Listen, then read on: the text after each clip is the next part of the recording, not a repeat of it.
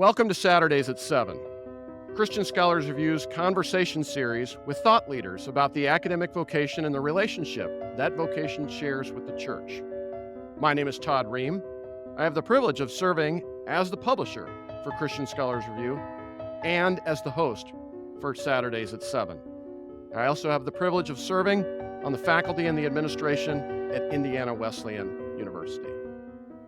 Our guest is Gavin D'Costa, professor of Catholic Theology Emeritus at the University of Bristol, and invited professor of interfaith dialogue at the Pontifical University of St. Thomas Aquinas. Thank you for joining us. My pleasure. Perhaps one of the most important contributions offered by Vatican II is found in the words of Unitatis Redintegratio. Its introduction, we find, Christ has been rousing divided Christians to remorse over their divisions and to a longing for unity. Everywhere, large numbers have felt the impulse of this grace, and among our separated brethren also there increases from day to day the movement fostered by the grace of the Holy Spirit. For this restoration of unity is among all Christians. This movement toward unity is called ecumenical. Would you begin by putting to words some context for us about how that constitution was issued by the council and how it resonated with Catholics, predictable or unpredictable, perhaps? Yeah. Well, I think we've got to kind of look to the 30s and 40s as a time when a lot of grassroots ecumenical conversations were going on. This was primarily in terms of the Catholic Church, France, Germany, Holland, and in the United States. So they were kind of small groups. They were pretty advanced in one respect. They didn't represent the majority of Catholics. And of course, after World War II, with this kind of moment of crisis for Christian identity, not only had there been the massacre and murder of millions of Jews in the heart of Christian Europe, which was a kind of wake-up call about, Christian identity, but also the butchering of Christians by Christians. And in one respect, there was a kind of momentum for Christians to face seriously the question about their identity. And we have to look over our shoulders and see that the World Council of Churches began in the 40s. That was a key moment for bringing ecumenism high on the map. Of course, the Catholic Church and the Orthodox Church both did not feel that they could join it because they felt, rightly or wrongly, that it was kind of signifying the equality of all Christian groups coming together, whereas the Catholic Church pretty well held a doctrine which it was the true church founded by Christ, desired for all men and women. So that was a kind of block on Catholic participation. But the momentum of the World Council of Churches, the momentum of these small grassroots movements, eventually hit the consciousness of Pope John the 23rd. And in a strange way, the Catholic Church has the great benefit of being a very pyramidal power structure. So if the Pope wants something, usually I say, and get it done. So when John the 23rd convoked the council, 62, people were just shocked. They thought, what is this all about? What has the Catholic Church got to discuss? Usually councils were held because of major heresies that had to be quashed and anathemas that had to be proclaimed. And here was John saying, let us have a council. And one of his main concerns was ecumenism, to bring Christians together in unity. And I think in a way it was a kind of profound sense of the scandal of Christian unity actually meant it lacked credibility to a growing secularism that was sweeping over Europe, the US, etc. And like now in 2000 and in the 2020s where we are, we can see the repercussions of all that And we can also see, I think, the sense in which Christian disunity often does make non-Christians say, well, look at them. They're supposed to be following Jesus Christ, but they're squabbling with each other all the time. So that context is important. So it was a kind of a bit of a shock, I think, for your average Catholic, because if you think about it, at that point in church discipline, no Catholic was allowed to attend any service from another Christian denomination. It was forbidden. And in a way, you know, when you think about it now, the shift where there are kind of prayer meetings, ecumenical services, which are kind of taken for granted. In the 30s and 40s, that was absolutely disallowed. So it wasn't predicted, I would say, by the majority of Catholics, but it was fortunately a kind of momentum that had built up in terms of the hierarchy because of grassroots movements that were going on in different countries. Thank you. Another contribution, perhaps an equally important contribution offered by Vatican II, is found in the words of Nostra Aetate. And from its introduction, we find the words, "The Church, therefore, exhorts her sons that through dialogue and collaboration with the followers of other religions, carried out with prudence and love and in witness to the Christian faith and life, they recognize, preserve, and promote the good things, spiritual and moral, as well as the socio-cultural values found among those men." Would you begin by putting those words also into context as Catholics and widening circle of Christians, thanks to ecumenical efforts that were also taking place at the time, how they would have impacted them? Yeah.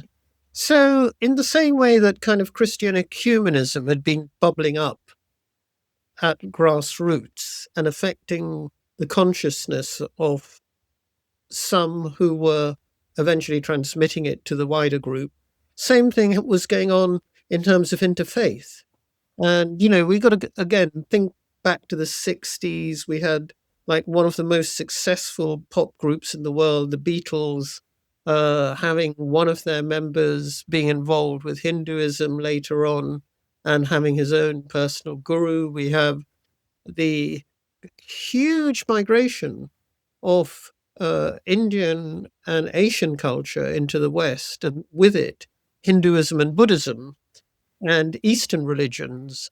So it's a kind of very important point that when Christianity was undergoing its own internal crisis in the 40s onwards, suddenly there were alternatives on the market, if I could put it like that, rather crudely. There were alternatives on the market.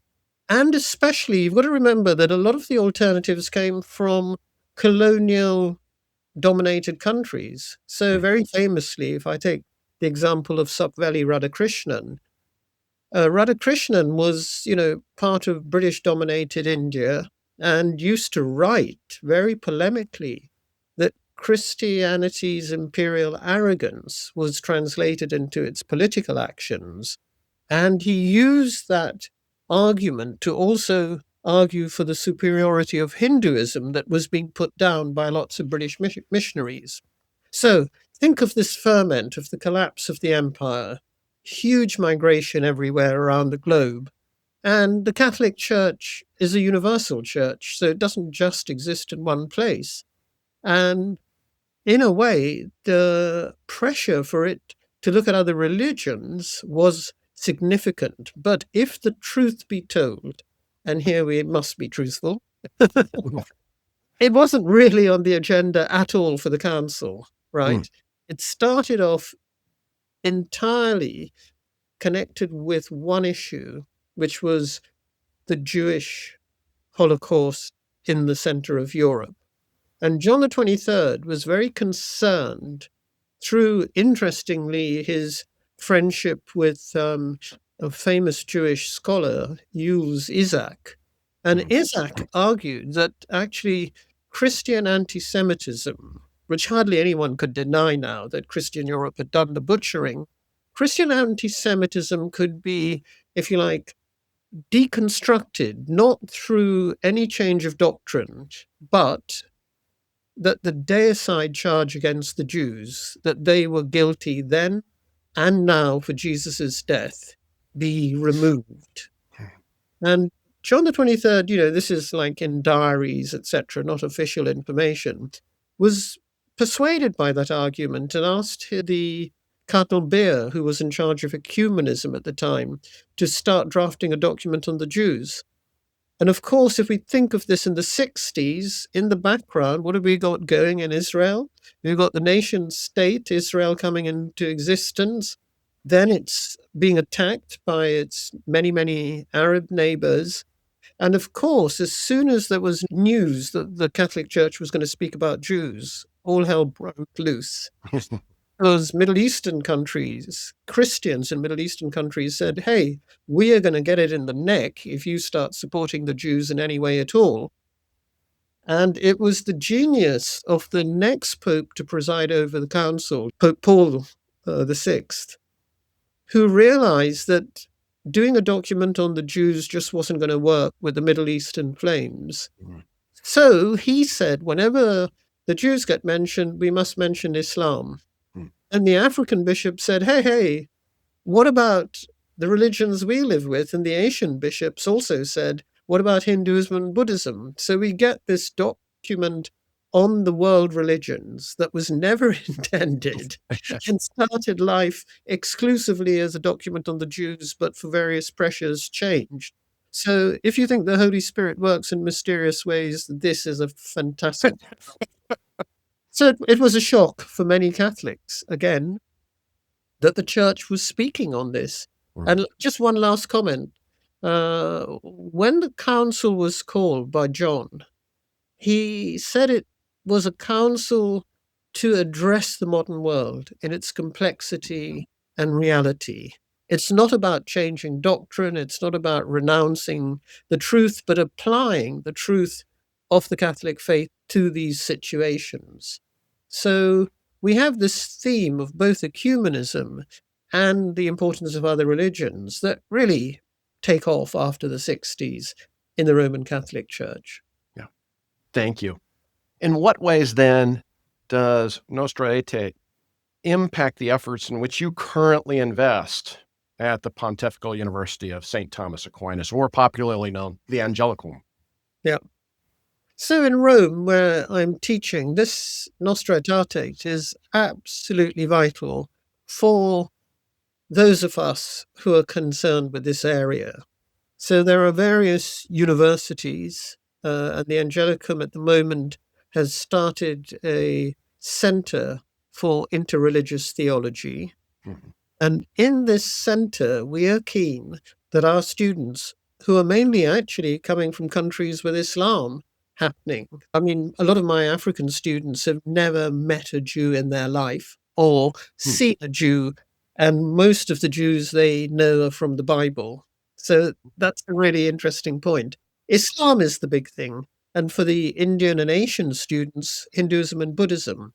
So at the Pontifical University or the Angelicum in Rome, we're trying to develop a center which will train priests and pastors to understand the Catholic view of these religions in general, so that in their own particular context, which is going to be different in Nigeria, it's different from London, which is different from, Islamabad, etc., in their own context can engage fruitfully, critically, and positively with those from other faiths, as opposed to an earlier attitude, which may have been, I'm caricaturing slightly, but the only thing we've got to do is tell the people the truth of Jesus Christ, full stop.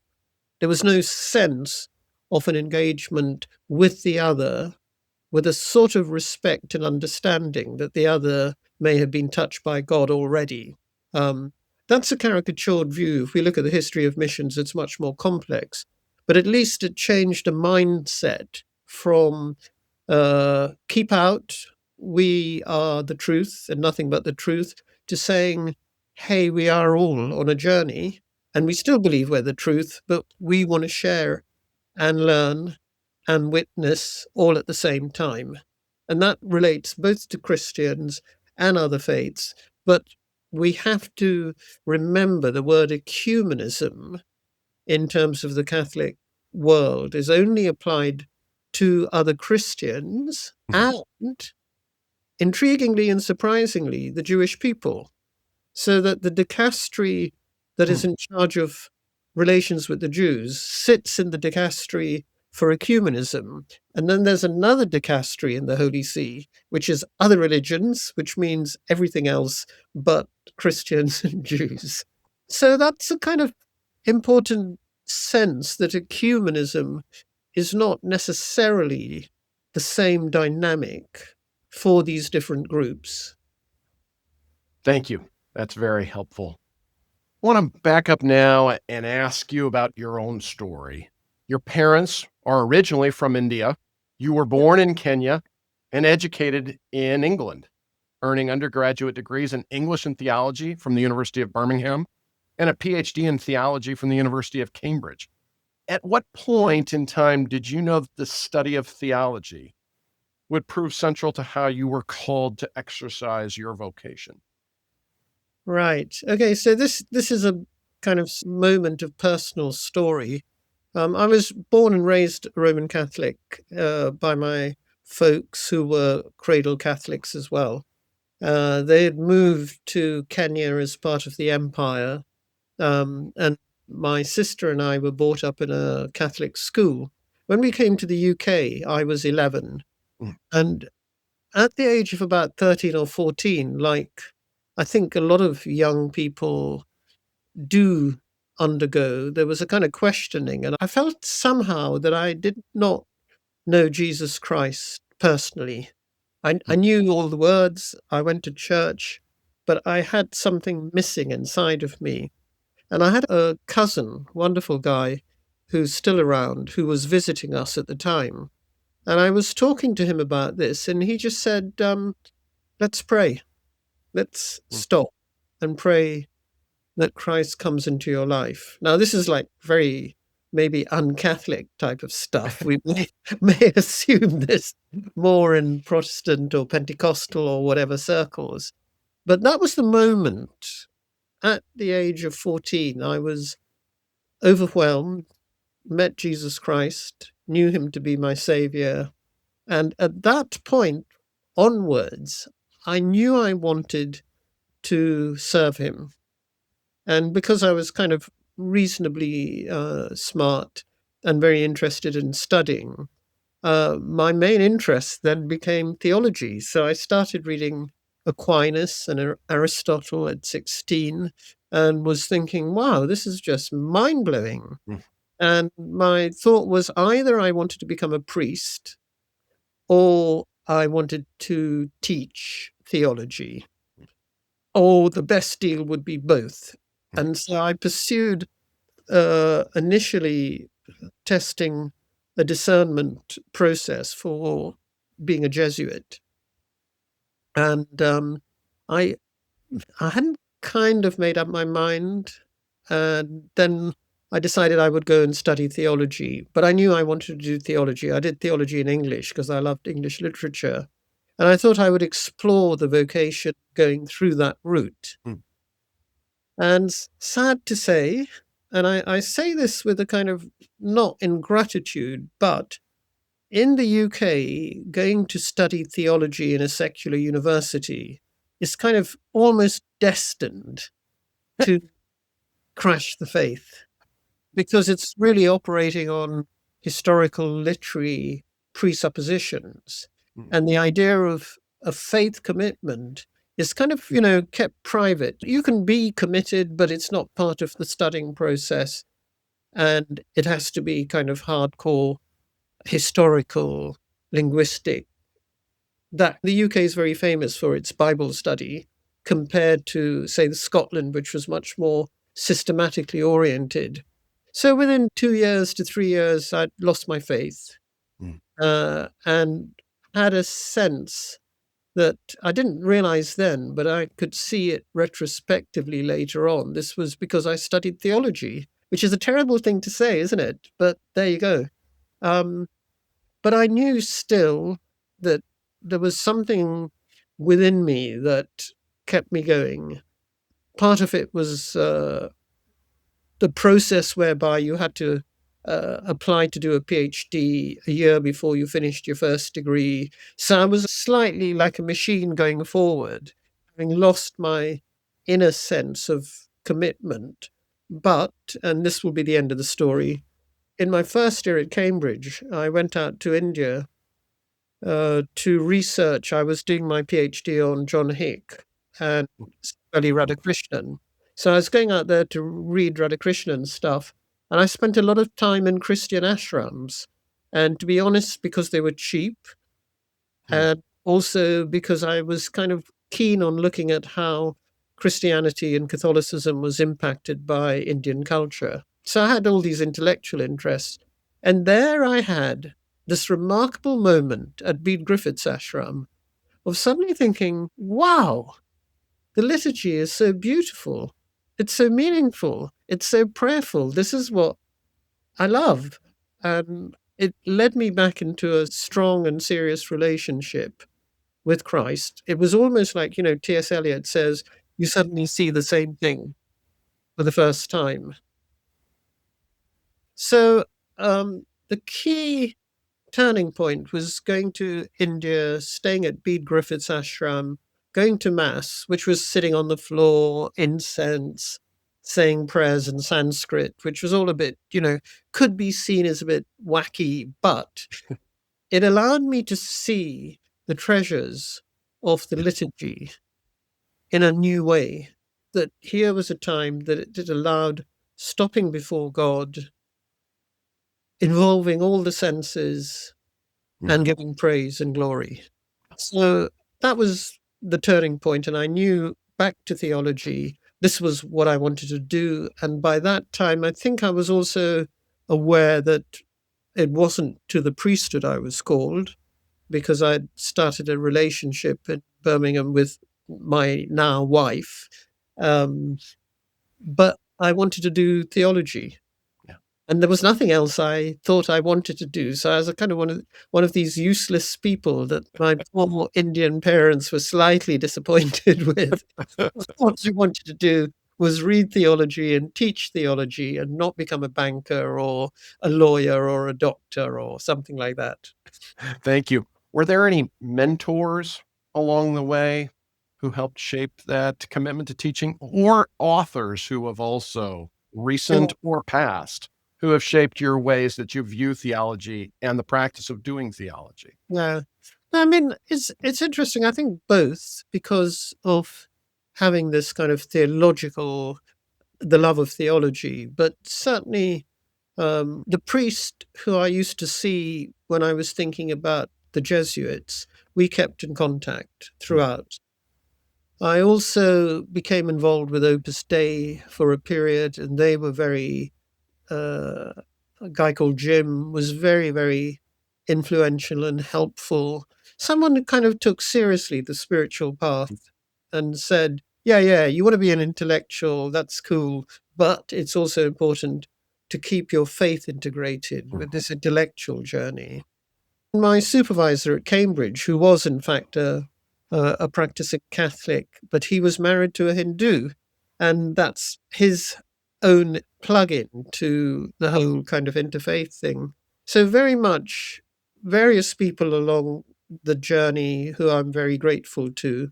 I think my intellectual mentors, Aquinas, it's wonderful for me that I'm finally teaching in Rome at a university dedicated to Thomas Aquinas, because Aquinas always struck me as the most wonderful synthesis between faith and reason and faith and culture.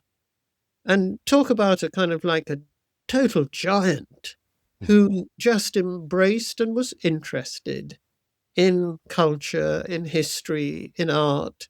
Nothing was closed off to him. Yeah. And that's the kind of spirit that attracted me to Catholicism. And he was also very keen. He draws on Aristotle, of course, but he also draws on the famous Islamic philosophers who were being translated into Latin at the time, Averroes, etc. And Aquinas just has this constant dialogue with the intellectual worldviews around him. So I think for me, he was a very, very big model of be open, be truthful to your own tradition, embrace all that is good and true and integrate it into your tradition. You know, he used to say, like, the sacking of the Egyptians was part of the Christian tradition. It's a kind of metaphor that may make us feel uncomfortable in the post colonial world, but there's something quite profound about it. Um, I think, in terms of modern theology, the two people I am most grateful to, it would be Karl Rahner, who, when I was in India recovering my faith, I remember reading The Foundations of Faith. And for me, that was like a kind of intellectual moment of gestalt, of connecting me with what I was going through in my experience. And then the second person who then weaned me off Rahner, but I'm still grateful to Rahner, was Karl Barth. So I spent a couple of years being immersed in Barth. And I think I sort of valued him because there was a kind of attempt to focus on the gospel. And as a Catholic, you know, I'm focused on the gospel, but through the medium of tradition and the magisterium. Barth was just like taking us. I mean, he had his own tradition of mediation, but I loved both his biblical focus and his unpredictability, that sense that when you encounter the word of God, your world begins to go haywire. So Barth was kind of chastening spirit for me. And then von Balthasar took over as, in a sense, a kind of amalgam of the instinct of Barth and the universality that was present in Rahner and Aquinas. So those have been big figures in my whole upbringing. Yeah. Thank you. You served on the Theology and Religious Studies faculty at the University of Bristol for 31 years. Yeah. Would you describe the discernment process that led you to serve that long at one institution? And then what advice would you offer to young scholars who have recently accepted their first appointment? Well, in the UK, when I finished at Cambridge, I taught in London for a little bit, but it wasn't on a full contract. So I was always looking for a permanent position. Bristol is a very prestigious university, but in the UK, pretty well all of the universities are secular foundation. I mean, they were religious originally, like Oxford, Cambridge, and Durham, but now they are part of the government funding. They're under the control of. So when I got the job at Bristol, I was delighted because, one, it was a permanent job. Two, it was doing theology. And in a funny way, because it was a secular university, and it was a time when Marxism, feminism, all these disciplines were engaging with the teaching of classics, the teaching of English, etc. And at Bristol, I suddenly had this moment of insight that I didn't have to keep secret I was a Catholic. In fact, the culture of postmodernism said, you know, come out, be who you are, and say that's where you're coming from. So I kind of suddenly moved out of the bondage of the secular with a pretense to neutrality into a situation of being in Bristol where, because it was a secular university that was committed to intellectual freedom, it allowed people to do the subject as long as they were responsible, intellectually rigorous in whatever they wanted. So I used to tell my students my story of being led out of faith through doing theology and my desire to recognize that this discipline was actually dependent on faith, and to ask students to think about their own situation, not in a way saying you ought to be Christian if you're doing it, but to say, where are you coming from when you do this subject? What are your own beliefs and assumptions? because that's important in how you make judgments and evaluations. So why did I stay there 31 years? Because I had fabulous colleagues, and more because our kids were they were born in Bristol, and their education was there. And there had to be something really important to interrupt both my wife's career and my kids' education to say, let's leave Bristol and go and do something else. So there were moments of being offered very attractive positions in the US and in other parts of the UK. But fortunately, because I had a permanent job and a very happy family life, which I wanted to keep as prime, I thought, I'm not going to move. I'm happy here. And I don't have to pursue a career just of moving up and up the ladder. So the advice, which is your question, what advice would you give young scholars? One is that there's so much pressure to get a job. And academic jobs are really difficult. So I take that seriously. And when you've invested so much to do a doctorate and do all this training, that's what you want to do. So go for it and be very professional and thoughtful in the way you approach the task. Learn what you've got to do to get that job. And then when you've got it, make sure you integrate your faith and keep it integrated so that you can be a teacher of a true discipline called theology, rather than a teacher of history or a teacher of, literary studies, which happen to be the Bible. And I think, in a way, if you have faith, it is the most precious gift. And to be able to offer it as part of an intellectual approach to the world is the way in which you can serve students well. In the States, you have a much more mixed economy of religious institutions, and that's, all taken for granted. In the UK, it was a battle, but it was a kind of joyful battle. And I want to just say one thing, given the ecumenical context of this interview, that the students I found a lot in common with and used to kind of get very friendly with were evangelical Protestants. They kind of came to university because they loved theology and found it almost immediately quite inimical to their own faith.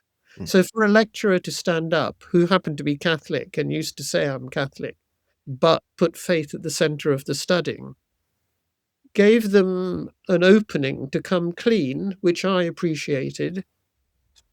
And I think we both had a sense of solidarity. That I remember one of my evangelical students saying, I think when I was saying to him how I'd love to teach in a Catholic university, he said, a really nice guy, he said, but you carry out a missionary task here. And I'd never thought about it in that way. Yeah, you're right, Dan.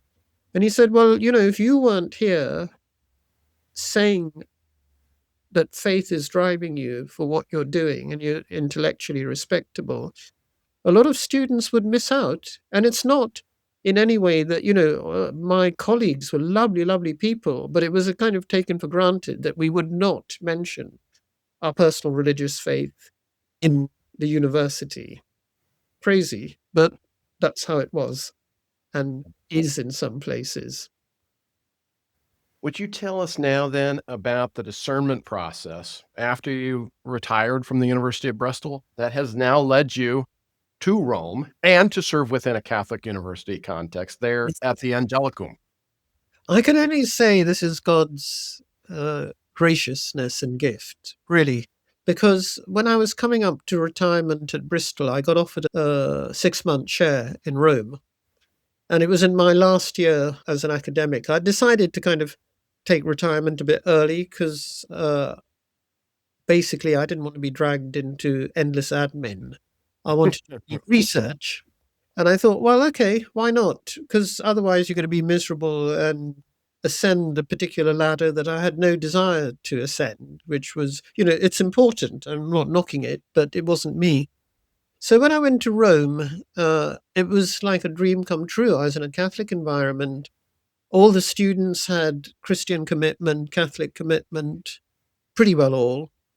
And it was taken for granted that the faith was true. You didn't have to be all the time doing apologetics. You could actually be doing dogmatics proper, which, in Bristol one could never do. And the discernment was thinking, this is just a fabulous environment. I wish I could teach here. And fortunately, the rector of the institution saying to me in the middle of the visiting lectureship, we'd love you to teach here. And I said, oh, I would love to. But why I left Bristol is I just don't like admin at all. It's dragging me down.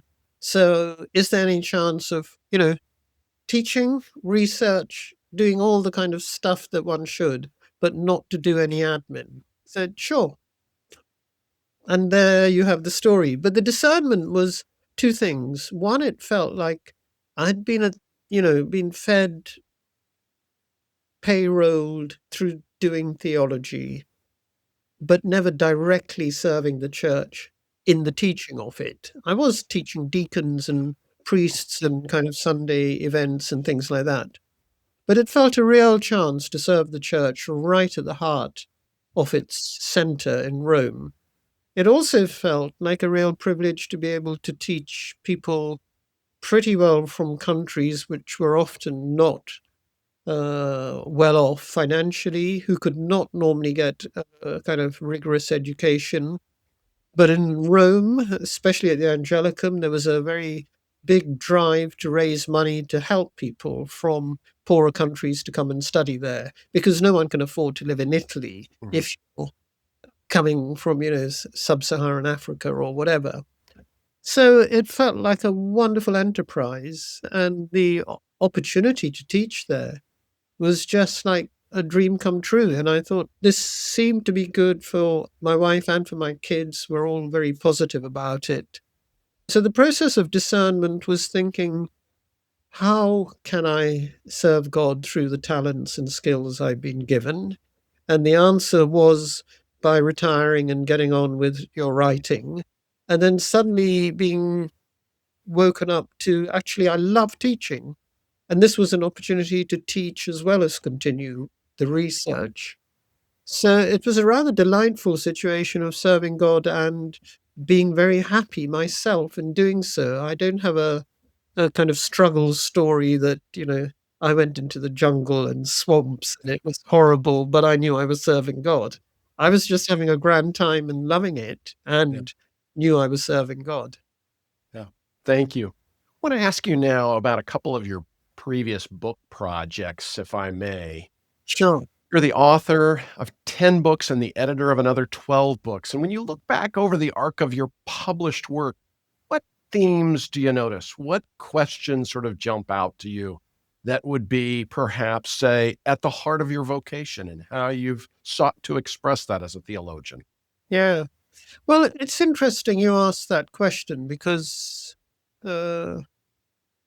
sometimes I think, gosh, what to write this much is a bit driven, or did I really have so much to say about all these things? One thing in common in reflecting on your question was about actually engagement of the other. What I loved so much about Aquinas was that in all of the books, there's one thing in common. It was other religions, or particularly Judaism, and then particularly Islam.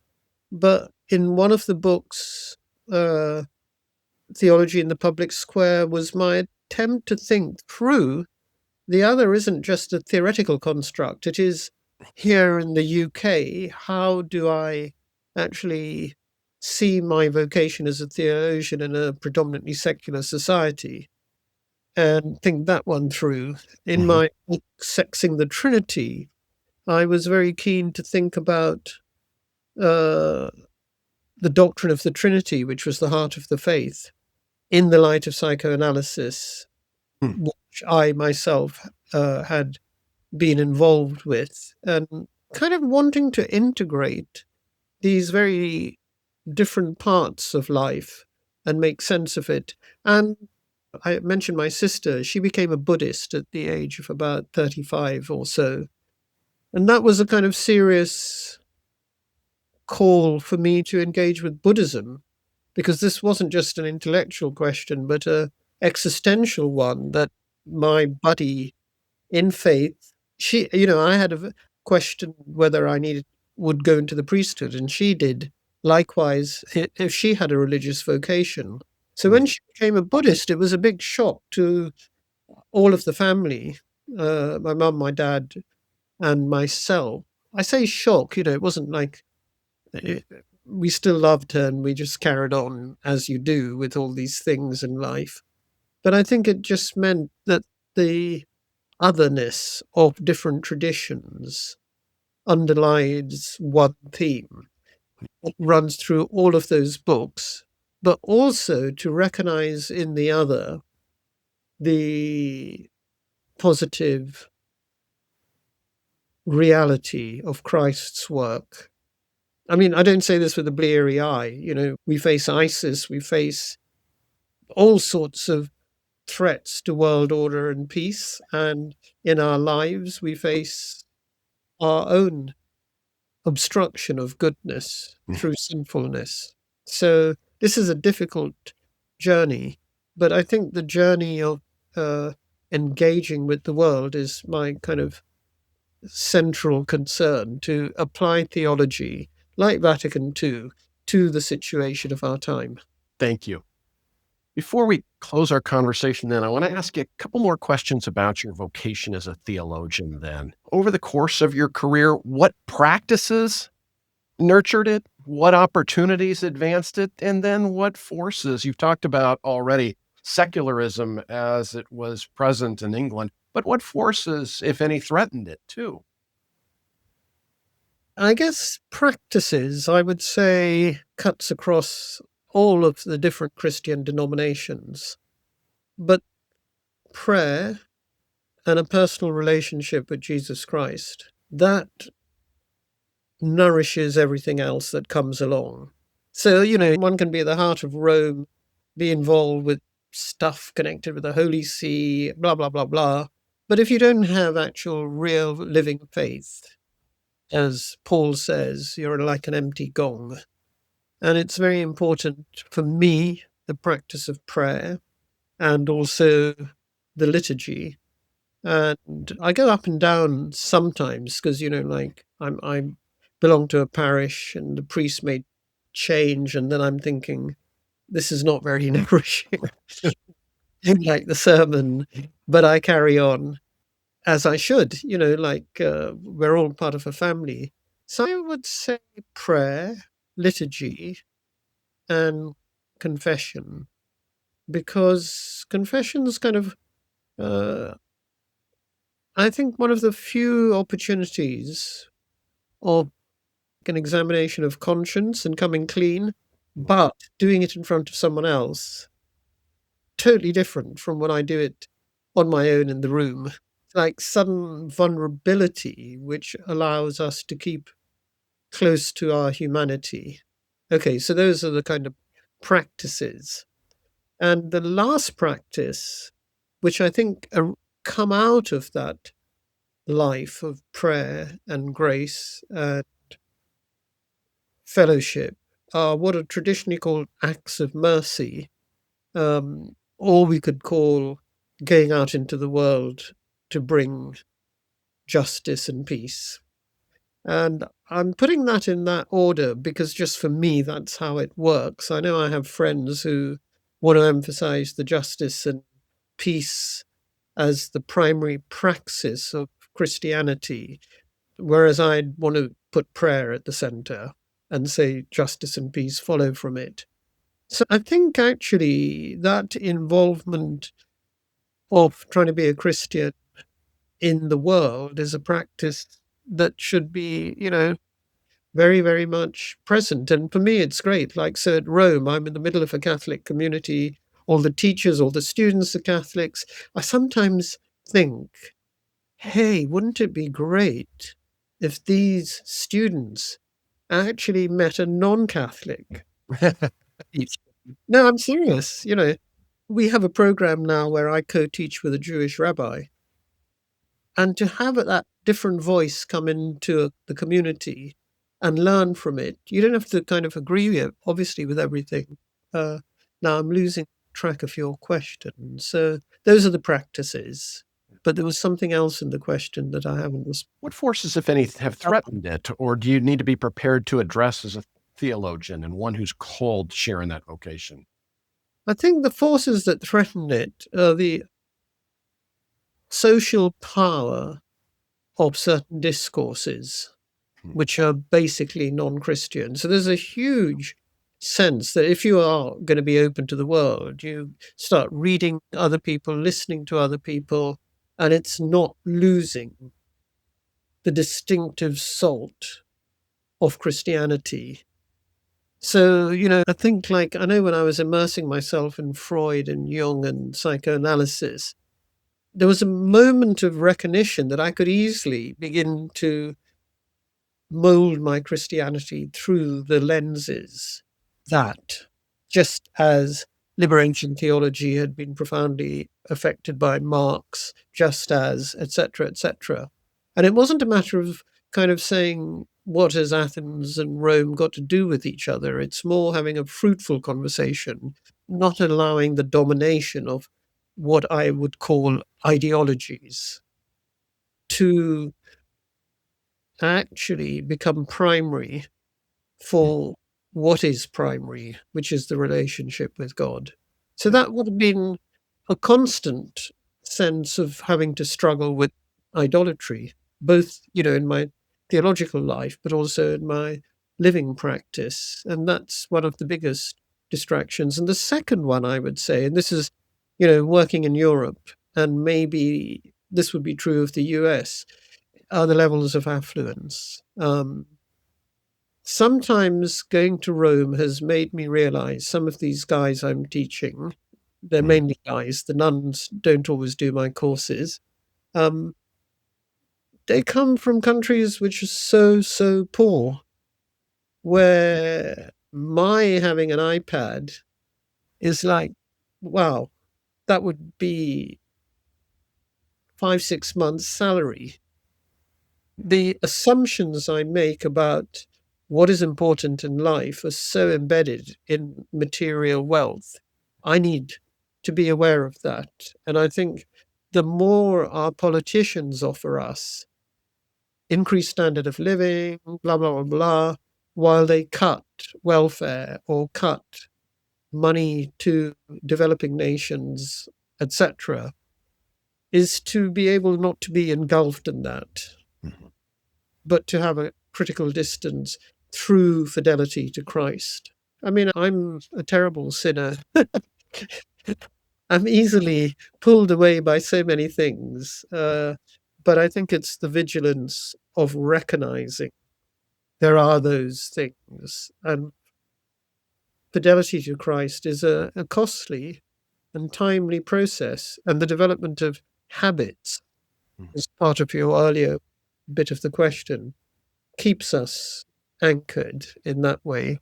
Yeah. As the outgrowth of those practices and habits, then, what intellectual or moral virtues do you believe theologians need to cultivate in order to flourish in their work? And for what theological virtues do you believe theologians need to pray to receive? That's difficult, but I'm just going to pick one in each category. I'd say friendship. Because friendship really allows us to get to hear other people so that when our speaking happens, it may be effective rather than coming with a prepackaged thing which you communicate to everyone and anyone, but the particular person doesn't get touched, and vice versa. So I think, one of the virtue of friendship is kind of like fostering being a human being, and being a human being is primary to being a good theologian. And in terms of the virtues, for me, maybe humility. A person would have to answer this themselves. because I spend a lot of my time kind of locked up in a room with books, writing books, tends to imagine foolishly that, what you're doing is connected with truth and it's important. And that is what I believe I'm doing. But I have to also recognize that I can get it wrong. I can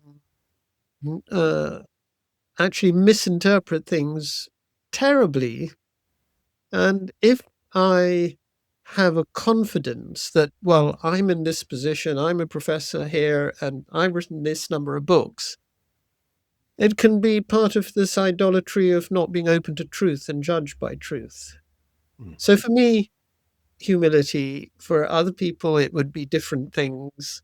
For me, friendship, partly because of my locked in the room with books, has made me a monk at times in a way that I wouldn't have ever chosen. So I kind of have got to recognize that value. But we each have to ask ourselves, uh, in our vocation as theologians, how can we do it better? How can we serve God better? And I think then the questions you're asking come up in different ways. Yeah. Thank you. For our last question of the day, I want to tap back into the theme that's probably run through our entire conversation here, but ask it more formally in this sense. In what ways do you believe theologians can be of greater service by exercising their calling to the church? But then also in what ways can the church be of greater service to theologians as those theologians exercise their calling? Well, the church is kind of, an amorphous term, different groups, different communities. So I think I'll just speak for my own community here. In a way, I think the theologian primarily needs to develop an ecclesial vocation, that they seek to serve the church in their work, not necessarily to write the best books or important paradigm changing things, etc., which, as an intellectual, that's what we're encouraged to do. But how can we serve the church? And the church, I think, doesn't always value the importance of the intellectual part of our faith. And, so again, I just want to speak about my own church to cause no offense to others and cause only offense to other Catholics, which would be that, sometimes we just don't realize that the faith will not be planted and pass on if it doesn't have an intellectual vitality and depth. You cannot just grow churches through numbers and people coming in. It also has to be through their maturation, through their engagement with the world, so that it's the will, the heart, and the intellect working together. So I think, especially at times when there are not enough people coming into the churches in the West, we're worried about that. But we should also be worried about proper formation and giving resources so that there can be proper formators, so to speak. So to the Catholic Church, there was a time when the intellectual cultivation and development of theological training was greatly prized. And sadly, I think because of pragmatic pressures like money to train people enough, that's falling down a little bit. So the church needs to value its theologians and deploy them and use them and not become clerical, i.e., only the priest's voice is heard. So that's a kind of ongoing struggle of love hate, saying, "Woo, listen to us," and the others saying, "Yeah, we do, but there are other things in life that we've got to attend to." Yeah. But, I guess Methodists or Baptists or whatever will have different sorts of perception on that matter. Thank you very much. Our guest has been Gavin D'Costa, Professor of Catholic Theology Emeritus at the University of Bristol and the invited Professor of Interfaith Dialogue at the Pontifical University of St. Thomas Aquinas. Thank you for sharing your insights and wisdom with us. My pleasure. Great to talk with you, Todd. Thank you for joining us for Saturdays at 7. Christian Scholars Review's conversation series with thought leaders about the academic vocation and the relationship that vocation shares with the church. We invite you to join us again next week for Saturdays at 7.